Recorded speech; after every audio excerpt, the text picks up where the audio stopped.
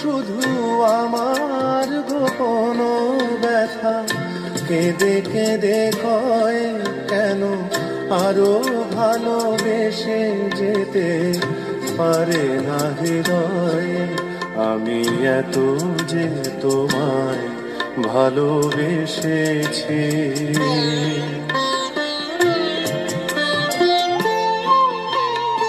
তোমার কাজল চোখে যে গভীর ছায়া কেঁপে ওঠে ও, তোমার আধারে ও যে হাসির মধু মায়া ফোটে ও,